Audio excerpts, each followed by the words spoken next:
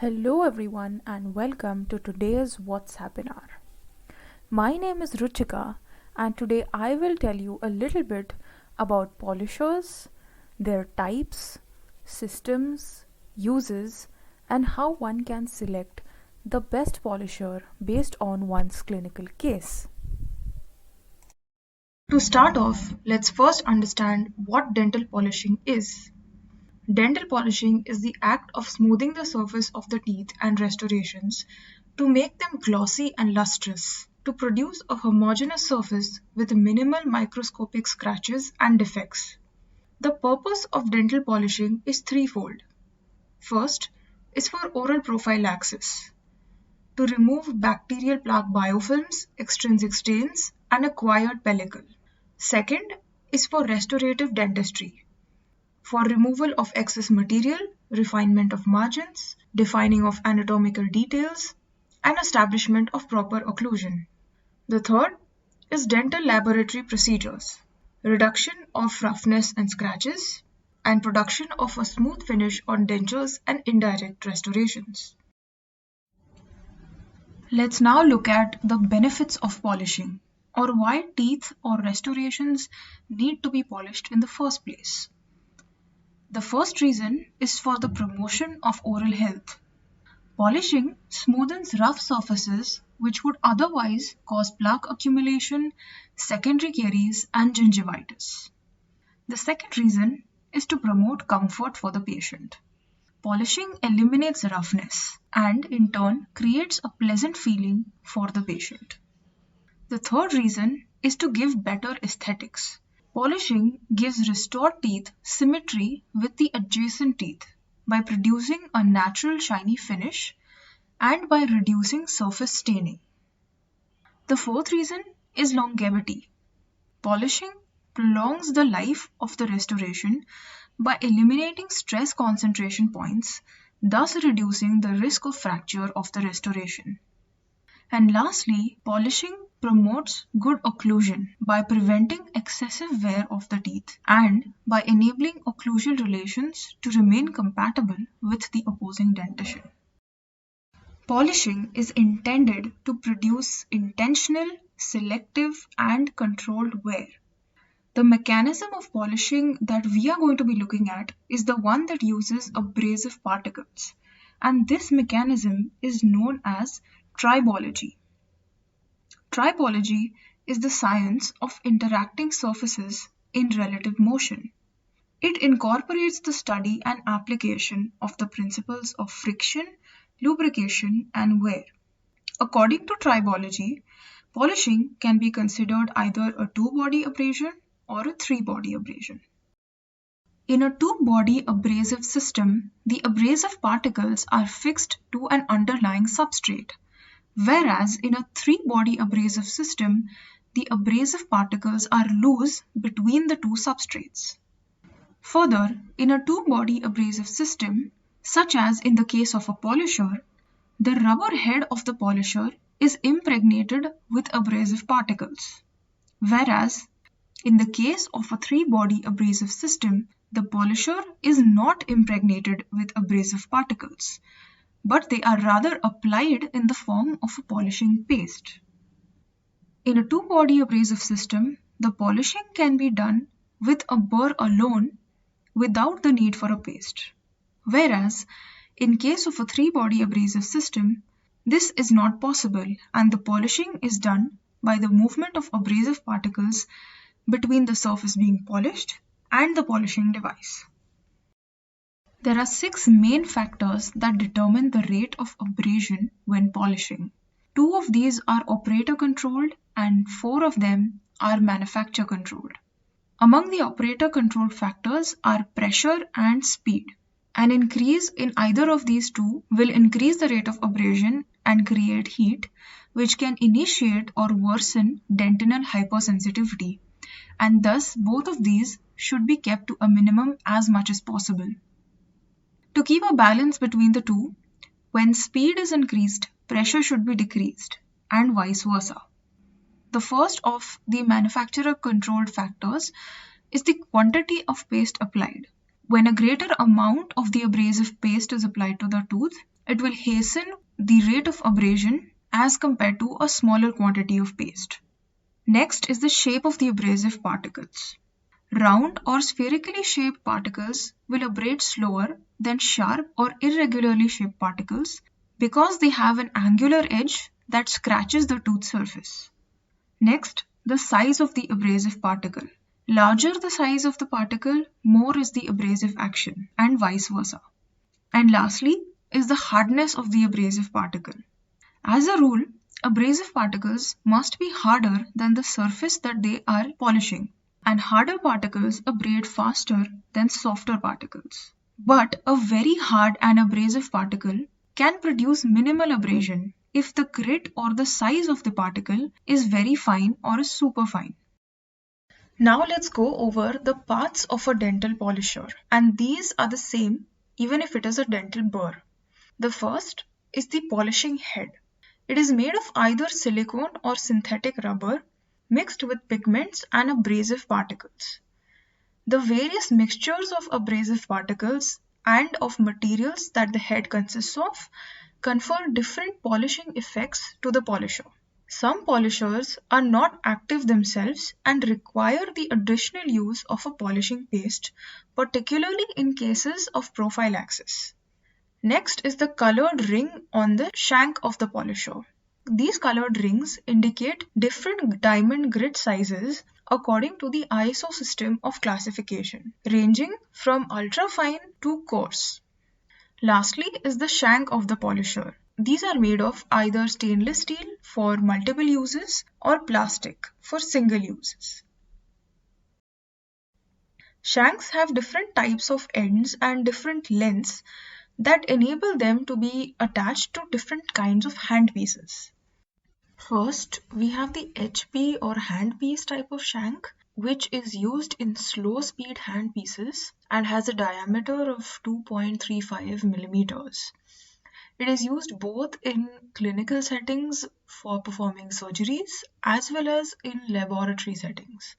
Just as the colored bands on a polisher shank had ISO numberings, similarly even the shanks of handpieces have different ISO numberings, and the ISO numbering of the HP handpiece starts with 1XX.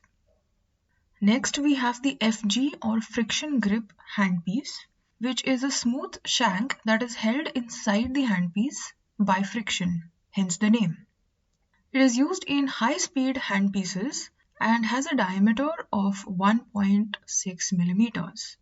It can also be used in the RA handpieces after application of the FG to RA adapter, and its length is defined by the ISO number starting with 3XX. Lastly, we have the RA or right angle shank, which has a notch at the end of the shank that latches into the handpiece via a complementary groove within the head of that handpiece. It is used within slow-speed contra-angle handpieces and has a diameter of 2.35 mm, similar to the HP shank. Its length is defined by the ISO code starting with 2XX.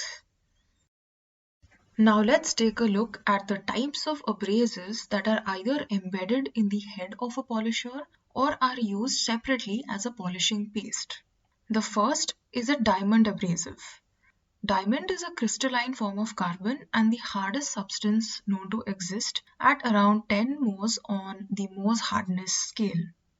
Diamond abrasives have a high cutting efficiency which enable high shine polishing on porcelain, metal and ceramic inlays, crowns and bridges, and composite restorations. So practically all types of restorations, that too in a shorter polishing time.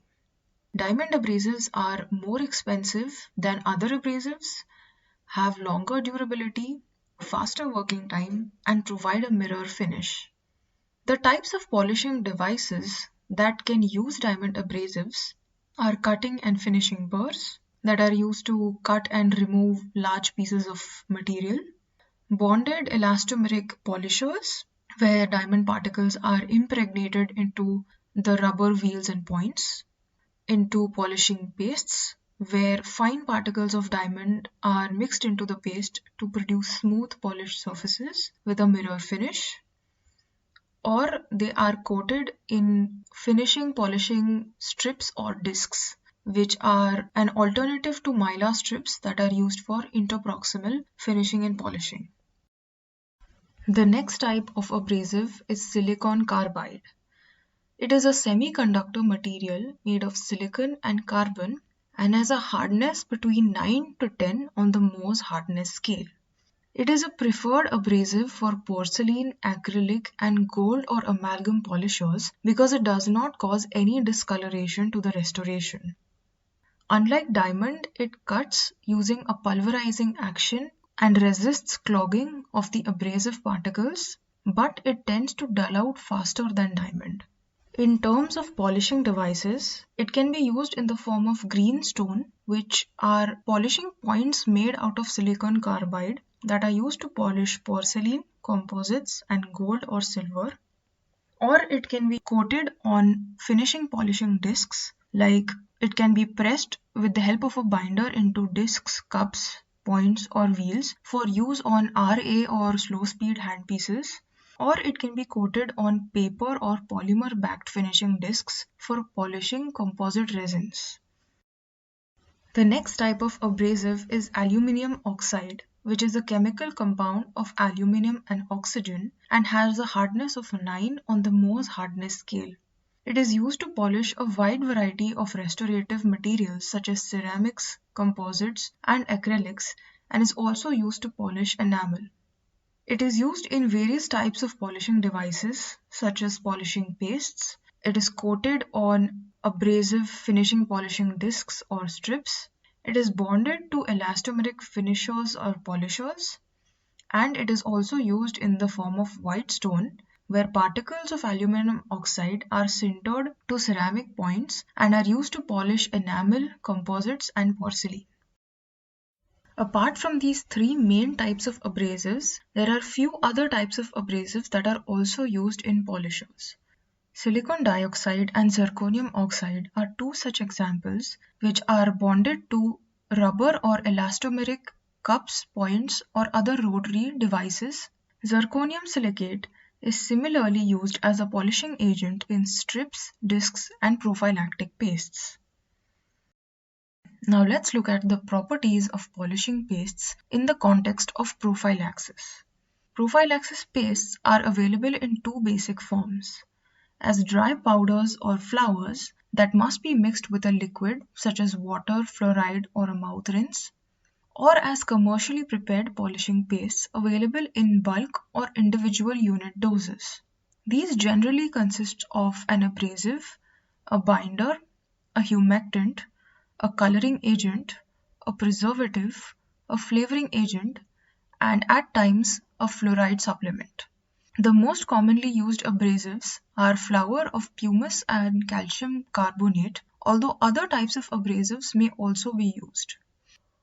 Polishing pastes are available in varying sizes of abrasive particles, such as coarse, medium, and fine, and one must understand the factors that impact the abrasiveness when selecting a paste for prophylaxis. Coarse grits are more likely to scratch the tooth surface, enabling the stains to easily reaccumulate, whereas finer grits produce the least surface roughness and help maintain the tooth's natural luster. The choice of the polishing agent depends on the surface to be polished. A single agent cannot be used for all surfaces such as enamel, root, restorations because all of these have different hardness values. Coming to the clinical consideration, the quantity and the method of paste application influence the rate at which a surface is polished.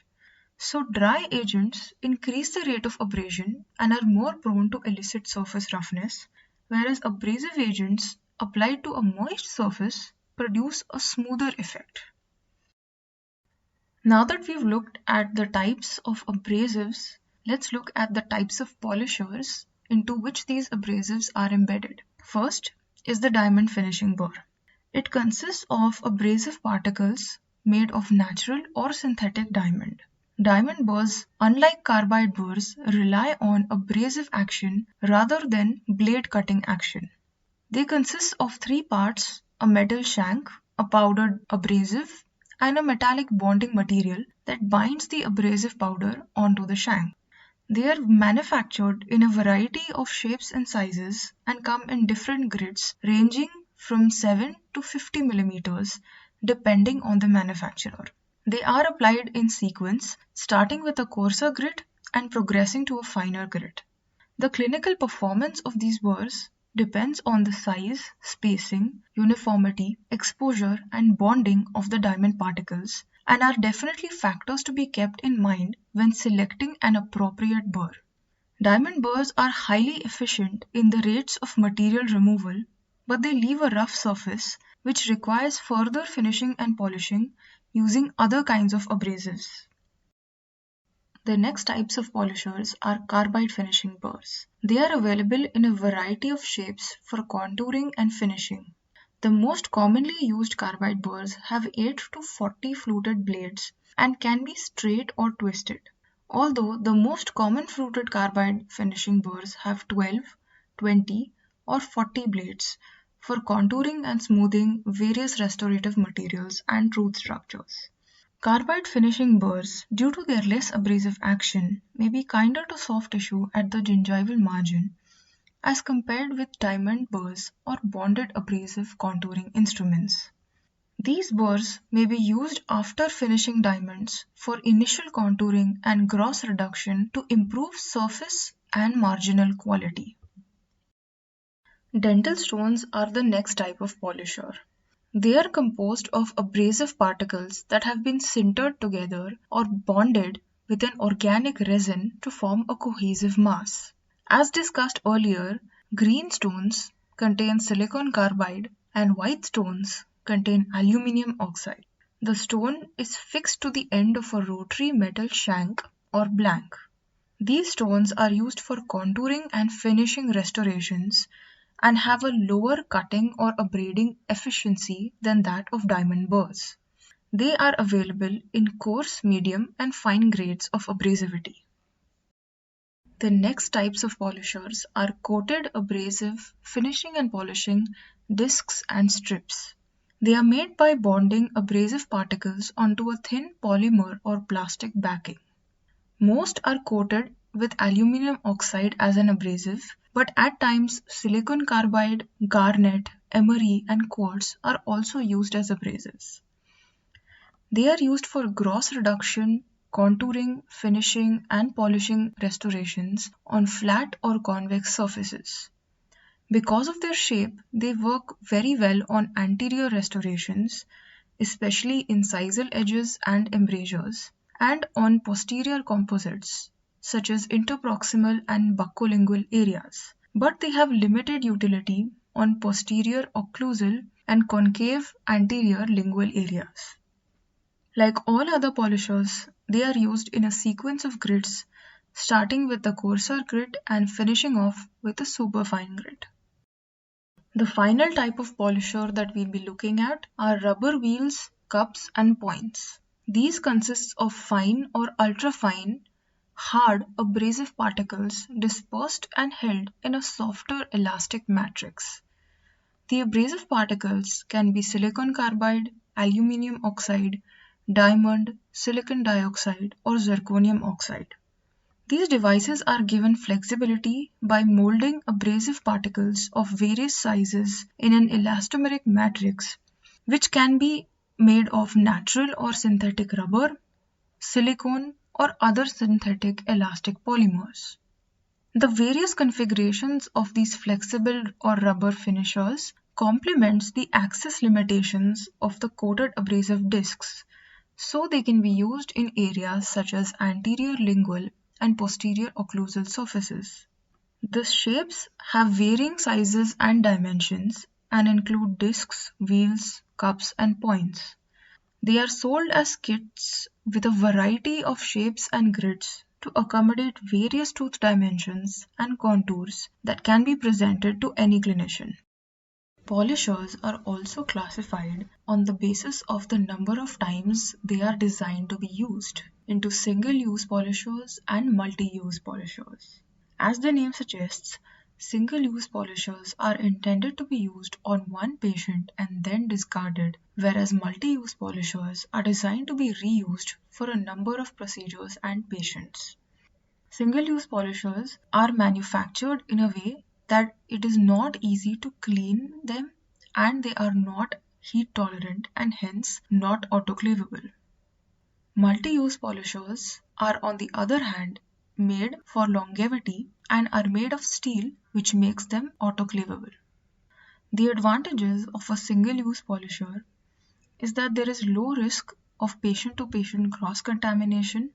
A new and sharp instrument can be used each time, and there is no distortion of original shape, leading to high precision polishing. Single-use polishers are also convenient to use as there is no time-consuming cleaning and sterilization procedures required. On the other hand, multi-use polishers can be used on an average of 7 patients, are available in many different shapes and sizes, and are more economical. Single-use polishers are made of a plastic shank, whereas multi-use polishers are made of a stainless steel shank. And the recommended pressure of a single-use polisher is not higher than 1 Newton, while the recommended pressure for a multi-use polisher is between 0.3 and 2 Newton.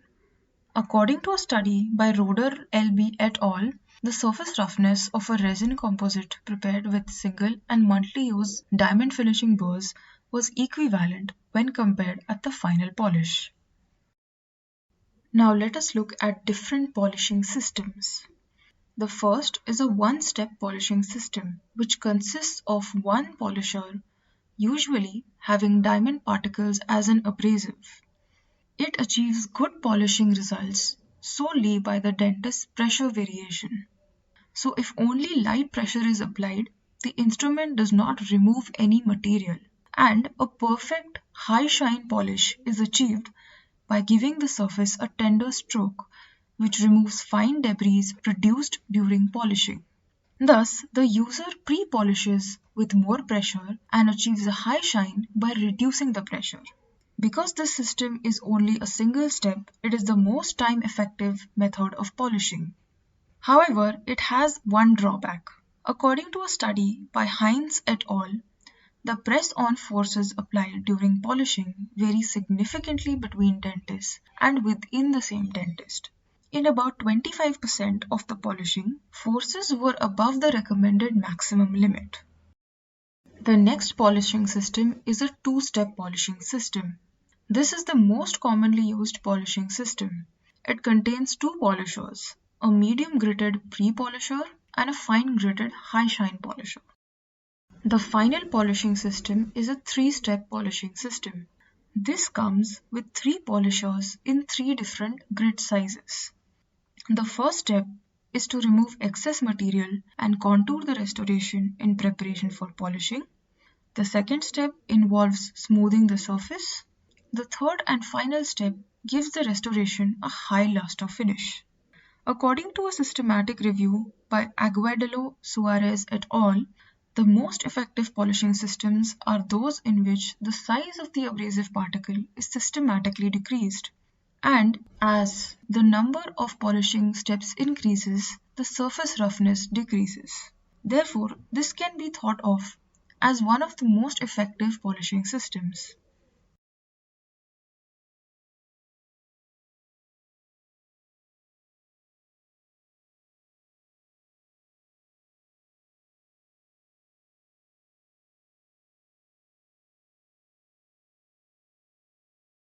Now let's go over some clinical considerations for selecting a polisher. When selecting a polisher, either for the purpose of polishing a restoration or for prophylaxis, the tooth structure and restorative materials that may be affected by its use must be kept in consideration. This is because roughened restorative materials can cause retention of biofilm and deposits, predisposing teeth to recurrent decay, gingivitis, or loss of periodontal attachment. Also, most restorative materials have less abrasive resistance than dentine or enamel present in natural teeth. In the case of polishing restorations, a polisher must be selected that maintains the luster of the restorative material and minimizes damage to it. As there are various restorative materials such as composites, porcelain, metal alloys, implants, each of these require different types of polishers catered to maintaining the integrity of those materials. Further, the least abrasive agent possible must be used to minimize scratching of tooth structures or restorations. In the case that coarse agents are needed, they should be followed by a fine abrasive to create a lustrous finish. In the case of prophylaxis, excessive polishing of crown surfaces should be avoided as it may remove fluoride-rich enamel layers. Polishing of exposed dentine is not recommended as it may increase sensitivity and cause physical damage to the tooth. Prophylaxis should also be done before carrying out any kind of adhesive dentistry such as crown cementation, composite restorations, or bracket cementations. While using prophylaxis rubber cups, if the edge of the cup is applied to dentine or root surfaces, it may create scratches or grooves rather than a smooth surface.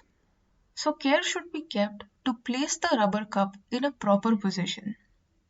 Further, iatrogenic damage to tooth surfaces should be avoided by utilizing proper polishing techniques. Light intermittent strokes are recommended, along with proper rubber cup adaptation. The polishing cup should be applied with a smooth and continuous motion while flaring the edges to adapt to proximal areas. Oblique strokes must be used from cervical to occlusal or incisal surfaces.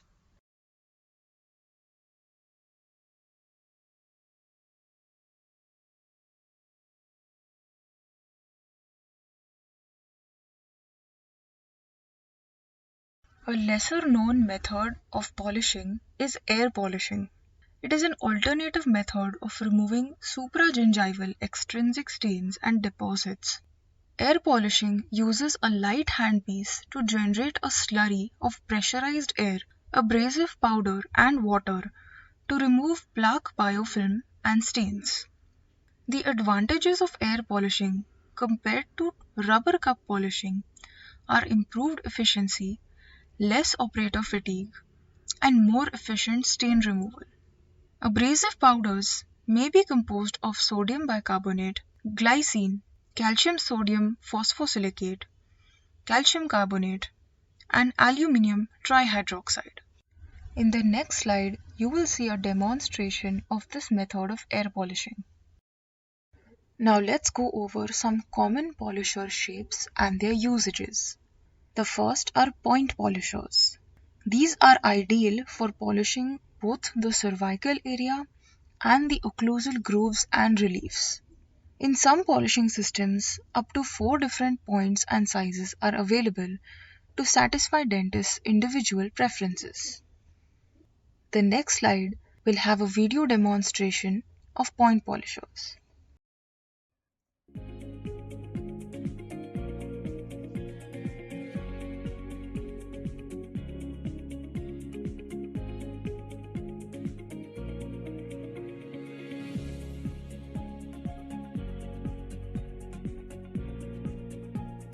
The next type are cup polishers. These are usually available in 3 different cup sizes. They can be used in different areas such as cusp slopes of posterior teeth, proximal line angle areas, and on the buccal, lingual, palatal surfaces of anterior restorations.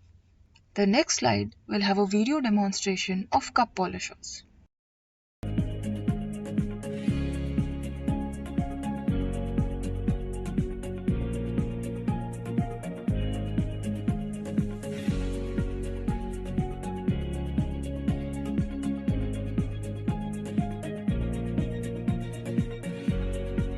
The next type are disc polishers and are usually available in two different types.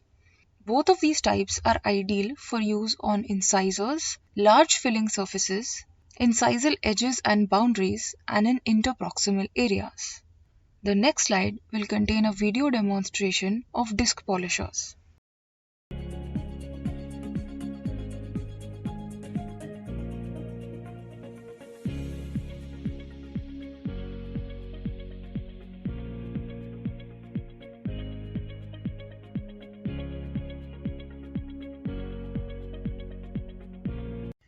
The next type are polishing strips, which are used for polishing and stain removal of tooth surfaces, restorations, or crowns in interproximal and line angle areas. They are available in different widths to give dentists greater flexibility in interproximal finishing and polishing. The wider strips are suitable for the incisal two-third, whereas the narrow strips can be used to polish the gingival aspects of the interproximal areas. The next slide will contain a video demonstration of polishing strips.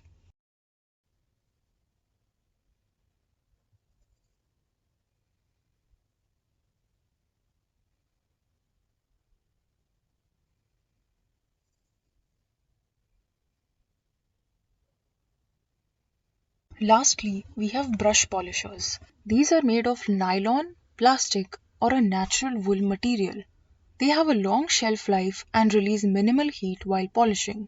Brush polishers help to access difficult to reach interproximal areas and are adaptable to different tooth morphologies. They can be used for prophylaxis and stain removal of natural and restored teeth. The next slide will contain a video demonstration of brush polishers.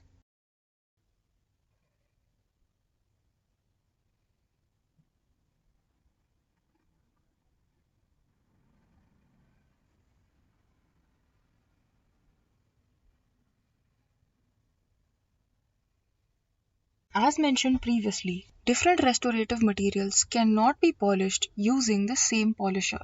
Hence, there are many different polishing systems for all kinds of restorative materials, right from direct filling materials such as composites, compomers, glass ionomers, and amalgam, to indirect restorations such as all kinds of ceramics like hybrid ceramics, oxide ceramics, silicate ceramics, precious and non-precious metals, to dentures that are conventional acrylic dentures or flexible nylon dentures, all the way to natural tooth in the form of enamel polishers.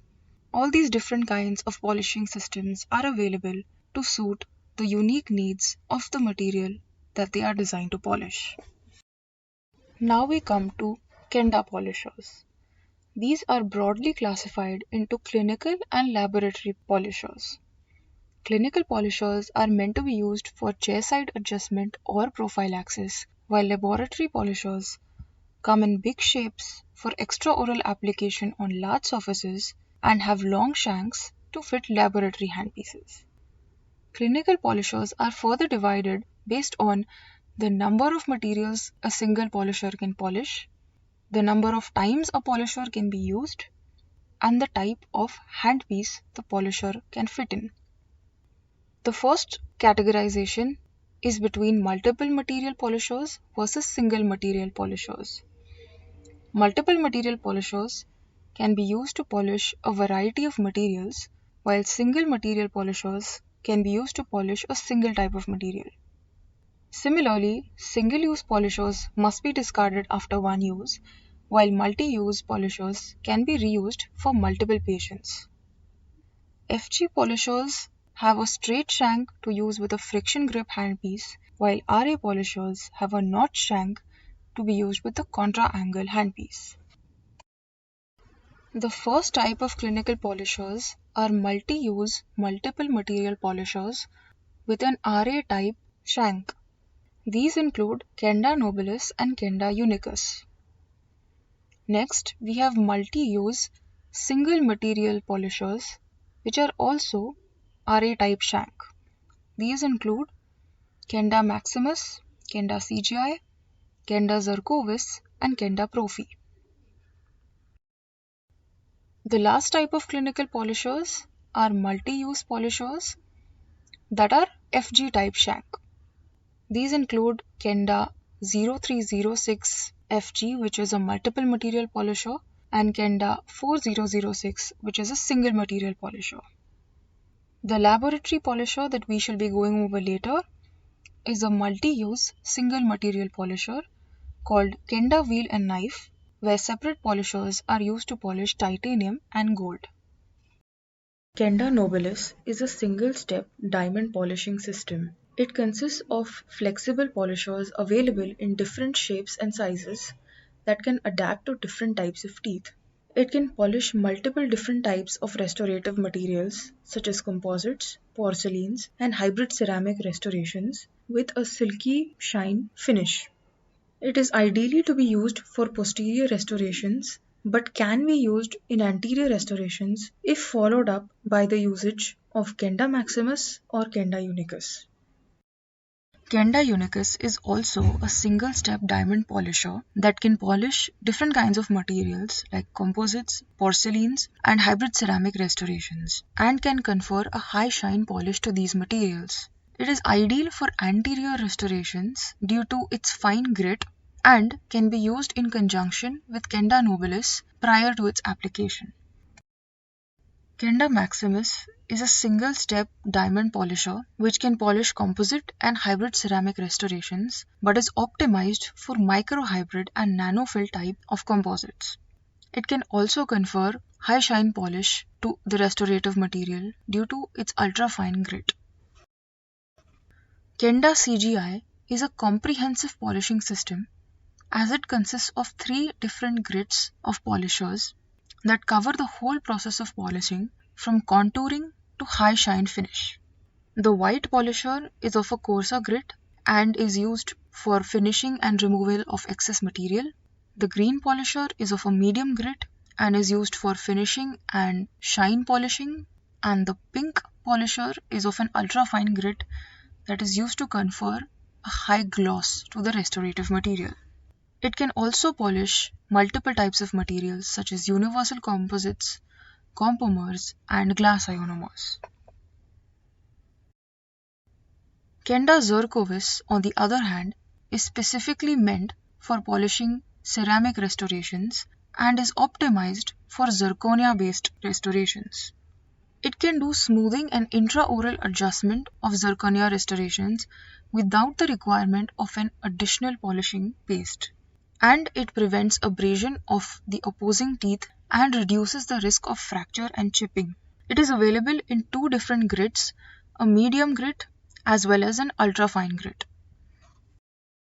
KENDA PROPHY is a single-step prophylactic polisher which can be used to carry out prophylaxis without the use of any polishing paste. It has a grit of medium size and can be used for finishing and silky shine polishing of the natural teeth. Under the KENDA friction grip series, the first type, that is the KENDA 0306-0386, is a 2-step diamond polishing system that can polish all kinds of composite and porcelain restorations. It is available in 2 grits, that is a fine grit and an ultra fine grit. On the other hand, the next installment in the KENDA friction grip series, that is the KENDA 4006-5006, is a 2-step polishing system that is specifically meant as a polishing system only for composite restorations.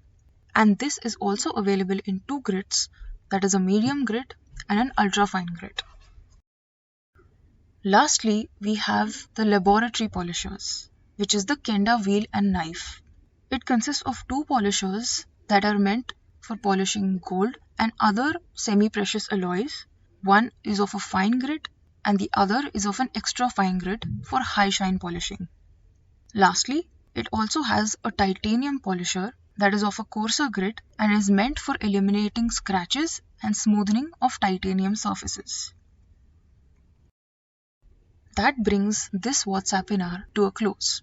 I hope you enjoyed and had some useful takeaways from this session. Thank you very much.